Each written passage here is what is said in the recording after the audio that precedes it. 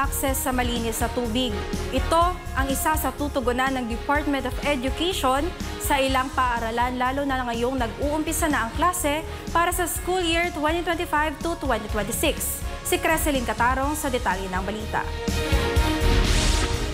Sa pagpasok ng mga bata nitong umaga ng Lunes, agad nating nasaksihan ang iba't ibang emosyon.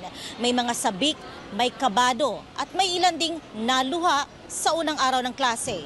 Ang mga eksenang ito ay nangyari sa Epifanio de los Santos Elementary School dito sa lungsod ng Maynila.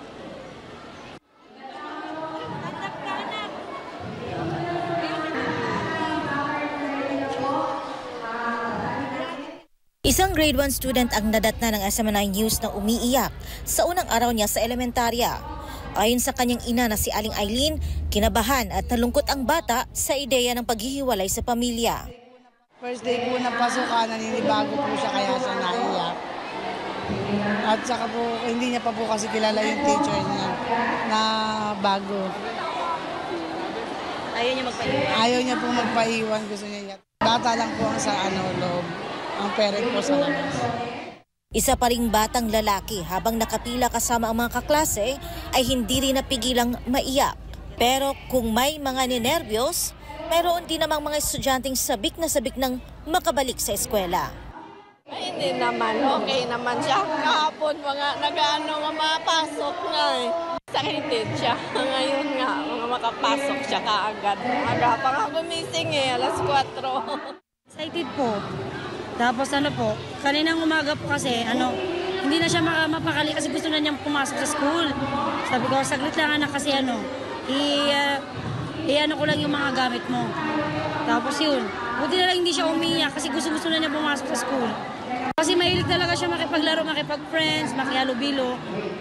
Bandang alas 6 ng umaga ng Lunes, isinagawa ang unang flag raising ceremony sa naturang paaralan. Ayon kay Jeneth Salanga, ang principal ng eskwelahan, umaabot sa 3,000 ang mag-aaral ang nagbabalik eskwela sa Epifanio de los Santos Elementary School.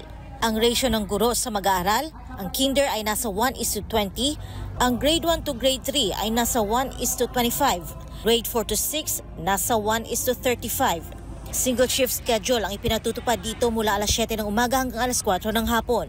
May kabuang 108 silid-aralan ang paaralan at 121 na guro ang naka-assign para sa school year na ito. Bandang alas 9 ng umaga, dumating si Education Secretary Sonny Angara at personal na ininspeksyon ang kalagayan ng mga mag-aaral ngayong pasukan. Kasama ng kalihim si Pangulong Ferdinand Marcos Jr. sa naturang pagbisita. Sa panayam kay Secretary Angara, sinabi nito na ito ang unang eskwelahan na kanilang binisita kasabay ng school opening.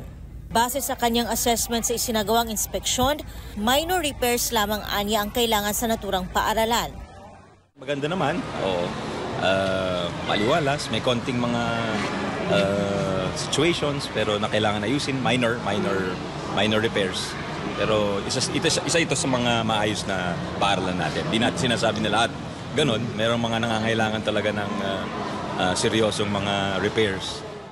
Matatandaang sa pagbisita ng opisyal sa dalawang eskwelahan sa Bulacan, napansin nito ang hindi maayos na lagay ng mga palikuran at ang kakulangan ng akses sa malinis na tubig. At ito ngayon ang isa sa mga naistutukan ng DepEd sa mga paaralan, lalo na ngayong nag-uumpisa na ang klase. Kumuha ng magandang serbisyo at saka talagang prioritize yung mga CR.